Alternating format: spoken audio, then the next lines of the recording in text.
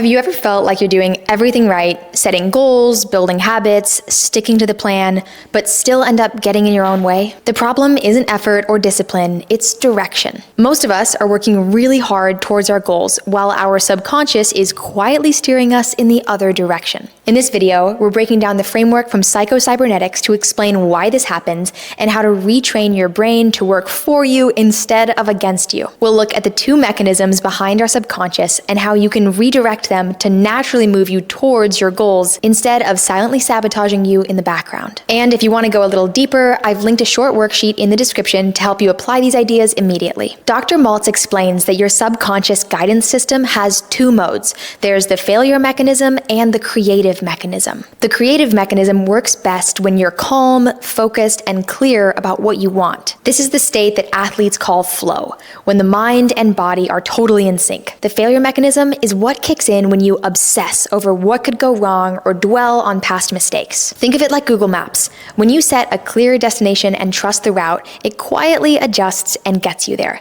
That's the creative mechanism. But when you panic type the wrong address, like don't go to the worst case scenario, your subconscious doesn't recognize the word don't. It just takes you straight to the place that you told it to avoid. That's the failure mechanism kicking in. Maltz suggests that your brain doesn't care whether a thought is helpful or harmful. It just treats it like a command. So if your inner dialogue says, don't mess up, the mind locks in on the idea of messing up and starts taking you in that direction. And modern neuroscience backs this up. Studies using fMRI scans show that mental imagery activates nearly the same neural pathways as real-world experience.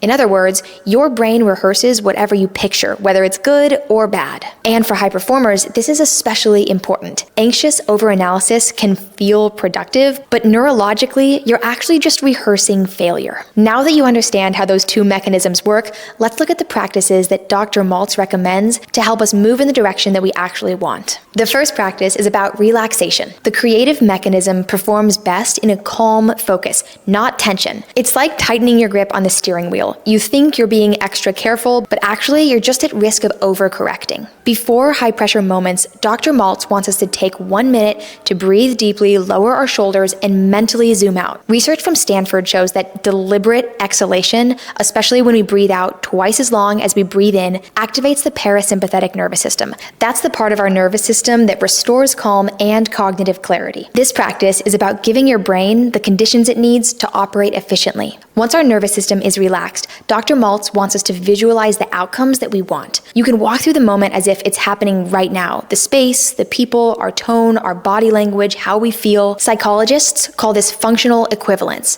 The same motor neurons fire during mental rehearsal as during real action, which is why elite athletes and performers use visualization to prepare for competition. So whether you're getting ready to pursue a goal or give a big presentation, Dr. Maltz wants us to practice in our minds under relaxed focus. That way, when the real moment arrives, your body recognizes it as familiar instead of unfamiliar and thus uncomfortable. Lastly, we need to practice course correction. Even the best guidance system needs feedback. So when things don't go as planned, we can analyze what worked and what do I need to adjust for next time. Maltz says it's extremely important to treat errors as data to adjust to, not as failures to identify with. Just like a pilot recalibrating mid-flight, each adjustment directs you closer to your target. Over time, these small corrections train the creative mechanism to stay on course automatically. Okay, I hope this was helpful, and if you'd like to experiment with these tools, I have a worksheet linked below. It includes prompts to identify where you might be running the failure mechanism instead of the creative mechanism,